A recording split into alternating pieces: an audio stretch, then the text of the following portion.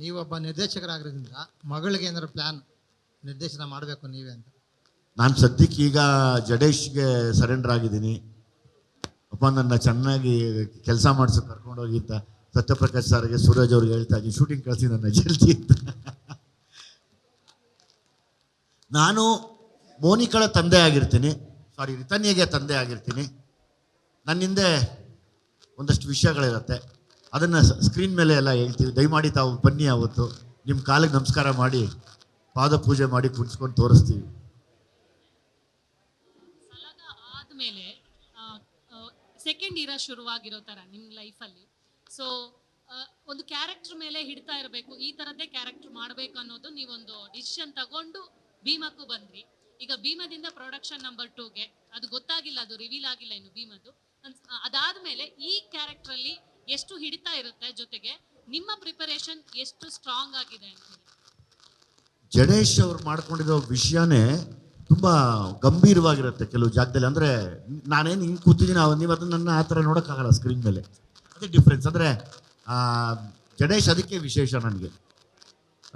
ಒಂದು ಆ ಮೂಲ ಹಿಡಿತಾರೆ ಕಥೆಗಳಲ್ಲಿ, ಅದು ತುಂಬ ಕಷ್ಟ. ಅದನ್ನು ಎಕ್ಸ್ಪ್ರೆಸ್ ಮಾಡೋಕ್ಕಿಂತ ಪರ್ಫಾರ್ಮ್ ಮಾಡ್ತಾ ಮಾಡ್ತಾ ಅದು ಬರಬೇಕು. ನನಗೆ ಆ ಪಾತ್ರ ಮಾಡೋಕ್ಕೆ ನನಗೆ ಒಂದು ನಿಜವಾಗ್ಲೂ ಭಯ ಇದೆ.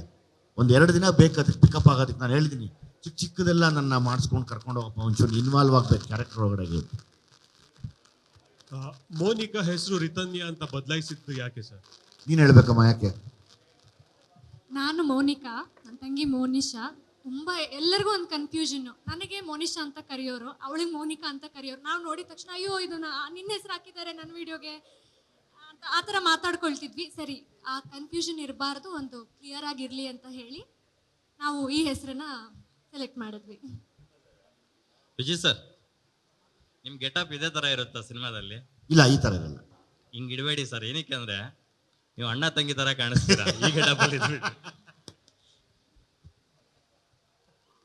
ಇಲ್ಲ, ಆ್ಯಕ್ಚುಲಿ ಆ ಗೆಟಪ್ಗೋಸ್ಕರನೇ ಕಾಯ್ತಾ ಇದ್ದೀನಿ ನಾನು.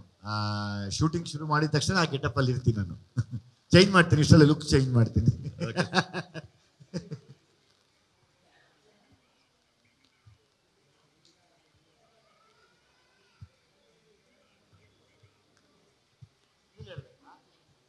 ರಿತನ್ಯ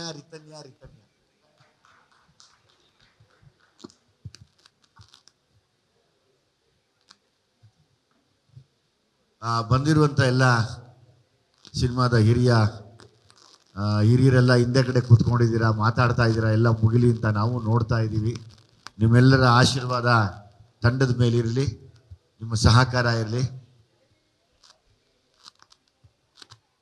ಬನ್ನಿ ಸ್ಟೇಜ್ ಮೇಲೆ ದಯಮಾಡಿ.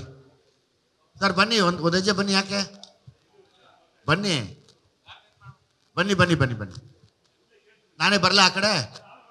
ಬನ್ನಿ, ಮತ್ತೆ ಆಗೋಯ್ತು. ಬನ್ನಿ ಬನ್ನಿ ಬನ್ನಿ, ಆಯ್ತು ಬನ್ನಿ.